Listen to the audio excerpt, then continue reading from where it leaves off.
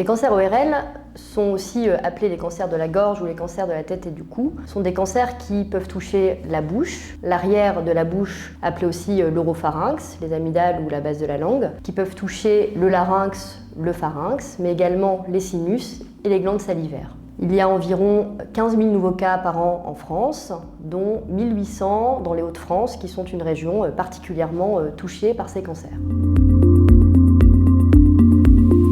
Les signes des cancers ORL sont des signes qui persistent au moins pendant plus de 3 semaines et qui doivent amener à consulter. Ce peut être une boule au niveau du cou, des douleurs persistantes dans la bouche ou dans la gorge, un peu comme une angine persistante, une modification de la voix, des difficultés à manger et à avaler, des épisodes de saignement qui peuvent provenir de la bouche. En cas de persistance de ces signes pendant une période de plus de 3 semaines, il faut consulter.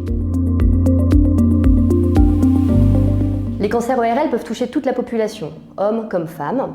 Les principaux facteurs de risque bien connus sont la consommation chronique de tabac et d'alcool, mais de plus en plus une population plus jeune et en meilleure santé est touchée, liée à l'augmentation des cancers associés au virus HPV.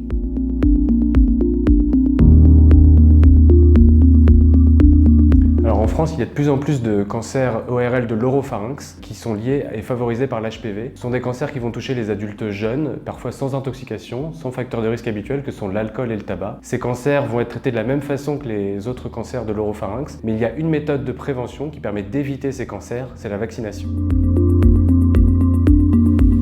Alors, en France, depuis 2021, la vaccination est recommandée pour tous les enfants et adolescents à partir de l'âge de 11 ans. Donc de 11 ans à 14 ans, ça va être par 2 doses de vaccin non avalent, le Gardasil 9, et de 15 ans à 20 ans, ça va être 3 doses de vaccin.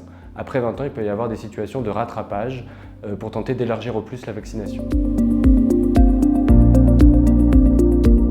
Nous sommes amenés à vous parler, dans le cadre de cette semaine de sensibilisation au cancer de la tête et du cou, nommée Rouge-Gorge, des cancers de la tête et du cou. En effet, ce sont des cancers qui touchent environ 15 000 patients par an en France, d'autant plus dans la région Hauts-de-France qui nous concerne. Ce sont des cancers qui, dans 3/4 des cas, sont diagnostiqués tardivement, et qui dit tardivement, dit prise en charge plus complexe, plus difficile, avec des séquelles à long terme. Il est possible de consulter plus tôt, bien évidemment, dès que vous avez certains signes qui se présentent, comme un saignement de nez persistant plus de 3 semaines, des douleurs à la gorge, une boule au niveau du cou, la voix qui se modifie, la respiration qui se modifie, et tout cela plus de 3 semaines. C'est important de consulter vite parce que si vous consultez vite, nous pouvons vous prendre en charge rapidement et avec moins de séquelles.